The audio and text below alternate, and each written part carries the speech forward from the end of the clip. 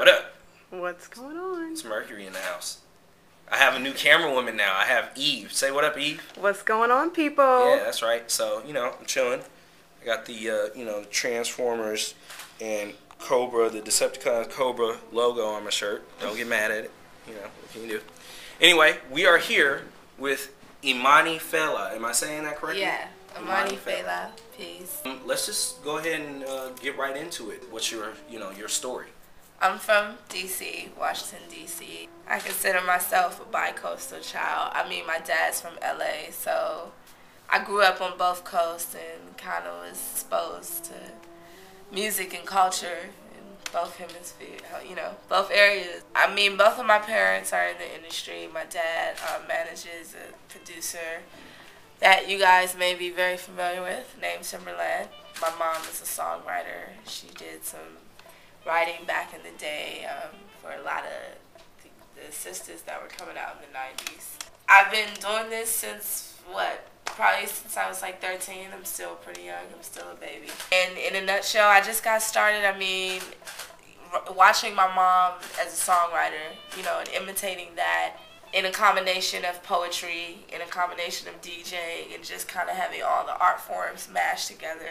By the time I was able to do that and, made an EP when I was 14, and ever since then, it's, yeah. I'm hearing DJing, and I know that you rhyme and stuff like that, so is it like pretty much across the board? Or? I like to call it exotic hip-hop. Sometimes it's referred to as glamour rock. Everyone has their interpretation of what I do.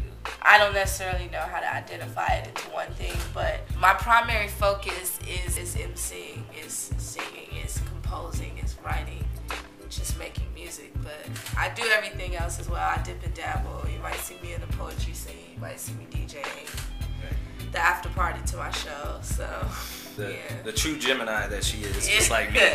Just like me, got to do a little bit of everything because there's all kinds of ways of expressing it. It's true. You were saying your mom. Who else? Are there any other people that you really listen to that inspire you? I can tell you my earliest influences, like what really got me motivated, was definitely hands down Lauryn Hill, Rage Against the Machine, even Coldplay's earliest stuff. When I was discovering music, that was the time. That's what was going on. Now that I'm the artist that I am today, I can pull influences from the 70s and the 60s and the 50s, but what originally made me say, oh man, I gotta put my hand in this, hands down, Evil Empire, Miseducation, like just hearing those blew my mind. And I think I'm more inspired by figures, speakers, teachers. I think that's where I pull most of my inspiration from. In terms of who you're probably like bumping right now, something new or something that maybe people don't, or even if it's old, like something that you're just digging on right now, what would it be? Definitely hands down Little Dragon. Lucina introduced me to Little Dragon about 3 years ago. I think before their music was even available in the States. She had After the Rain, and we were backstage at one of her shows, sitting in the dressing room. Actually, it was Denidra, I'm sorry. We were listening to Lucina's iPod. You gotta listen to this. And I listened, and I was, Little Dragon. I mean, there's a lot of people I'm digging, but they taking it, for me, to a whole nother level, and definitely Fela Kuti's new stuff, too.